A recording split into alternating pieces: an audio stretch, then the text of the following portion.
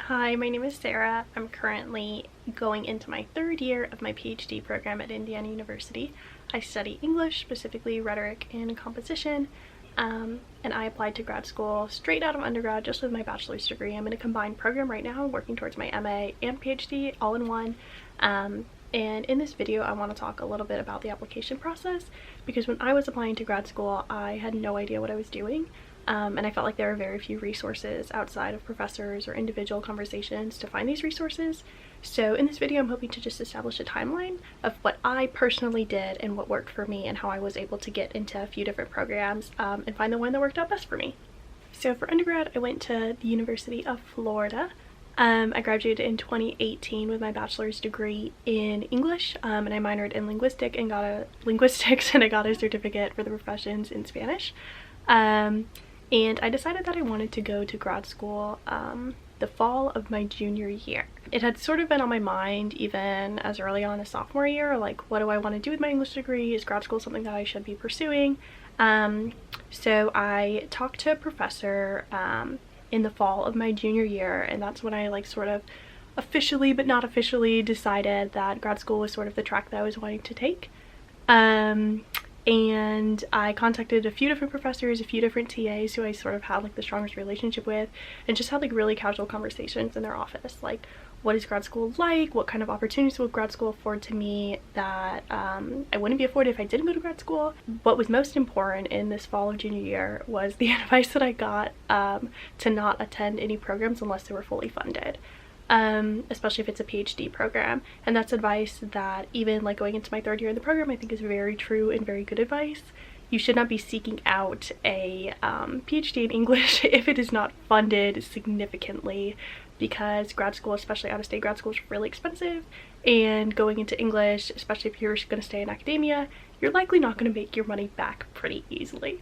Also, in my fall of junior year, this is when I decided that I was going to want to continue on with Spanish because I had taken a few different classes and I liked it, but I didn't know if I liked it enough to add it as a minor, to add it as a second major. And this is when I found out about the opportunity that my school had about a certificate, which is basically like a minor minus one class, and that's what was going to work best for me.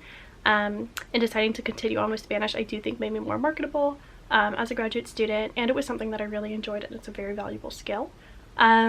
And for most schools, especially for PhD programs, you will have to demonstrate proficiency in 1 to 2 languages. So I'm very grateful that I had that opportunity with Spanish, which will make this language process much easier for me. So spring of junior year. If fall was all about just deciding that this was the path that I wanted to take, spring was sort of making concrete steps towards achieving those goals. So the first thing that I did, or the most major thing that I did in spring of junior year, is I signed up to take the GRE. So the GRE is basically the SAT or the ACT, but for grad school, it tests you in 3 areas: reading, math, and writing. If you're thinking of pursuing graduate school in English, the advice that I've heard, and what I assume just must be true, is they do not even look at your math scores, because my math score is absolutely terrible. I had not taken math since freshman year of college. So I signed up for the GRE, and I chose a date later on in the summer because I knew that it was something that I wanted to just sort of have squared away even before I entered my senior year of college, because I knew there were going to be a lot of things going on senior year. So I just wanted to have that one thing just sort of checked off my list. And by signing up with a specific date, I made sure, one, that I got a time slot, because the dates are pretty limited and they do fill up fast, especially in the summer. And I gave myself a specific date to work towards, so I could limit my studying and know that I had 2 to 3 months to study, and that way I could make a specific schedule of how much time I wanted to spend studying each day or each week or even each month. In the spring of my junior year, I also had an independent study with a professor who I had 1 to 2 courses with before, and we had a pretty good relationship. He was specifically in the composition area, so I knew that he was someone I was wanting to work with potentially in the future. And in this independent study, he was able to just give me sort of casual advice about grad school. But most importantly, in this study, we were able to work on a piece of writing that I knew would ultimately become my writing sample. So that was super, super helpful for me. The spring of my junior year is when I signed up for the GRE, had that independent study, and sort of was really making steps towards solidifying the process of applying to grad school. Summer between junior and senior year, the major thing that I did during this time period was I studied abroad for 6 weeks. I studied abroad in the Dominican Republic. 6 weeks is a significant chunk of time, but I still had a lot of my summer. Another main thing that I did during the summer that I think is really important and that I wish I would have gotten more advice about is simply to rest, especially if you're going straight from your BA into grad school. That is likely going to be the only time you have where you're not being pressured to think about publications, to work a second job to make enough money, to just do whatever life demands as you move on in grad school, as you just get older in life.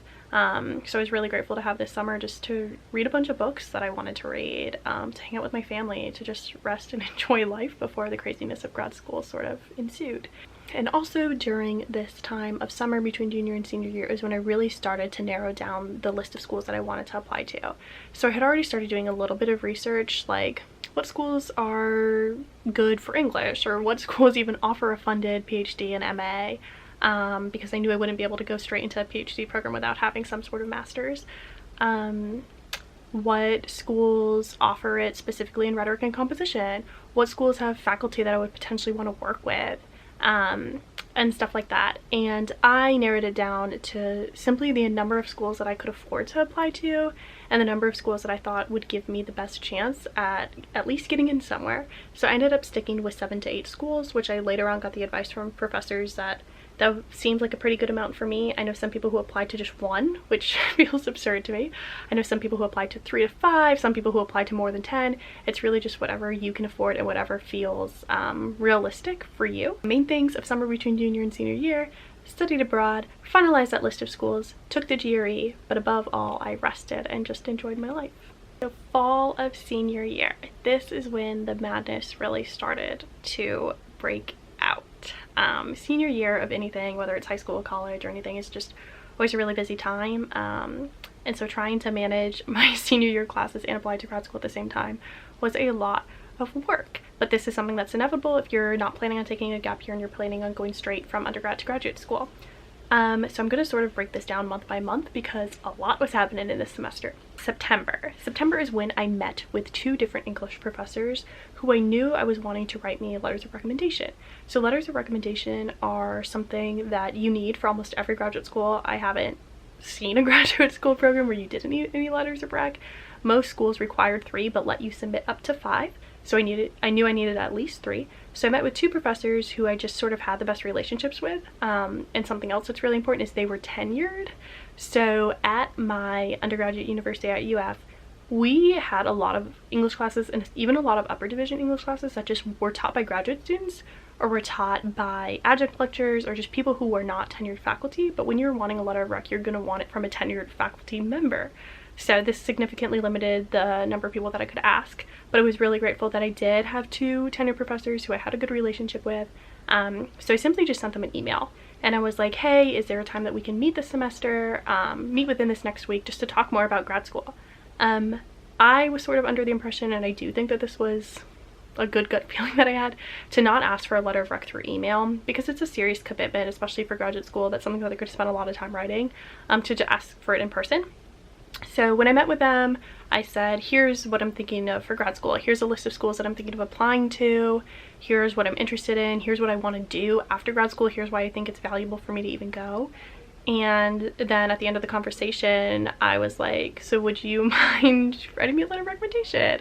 And they both said that they would be happy to. So currently in that fall of my senior year, I was enrolled in a graduate course in the School of Education, just because it was about teaching English and it seemed really fun, honestly.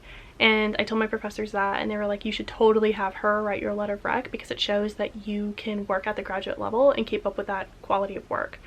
And it was really good, I think, to have that extra perspective to speak to sort of who I am as a student and who I can be as a scholar from someone who is outside the field of English. So after I met with those professors, they agreed to write my letters of recommendation. I started working on my personal statement. So in those first meetings with them, they told me sort of about the genre of the personal statement. Basically, for the personal statement, they told me sort of the basic do's and don'ts of what to try and accomplish, what the goal of the personal statement is, basically to show who you are as a serious scholar, to show that you are someone who is capable of planning out a future, that grad school is beneficial for you. Whether you stick with what you actually planned out or not doesn't matter as much as you demonstrating that you have that ability to think long term.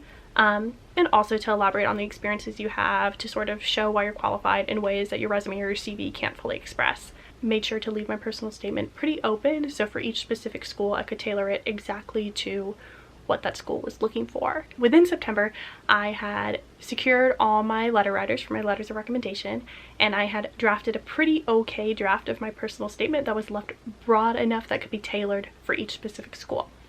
So then in October is when I actually started the application process. It's when I made an account on all of these schools' portals, made sure I was going to have the money to pay for all of these applications.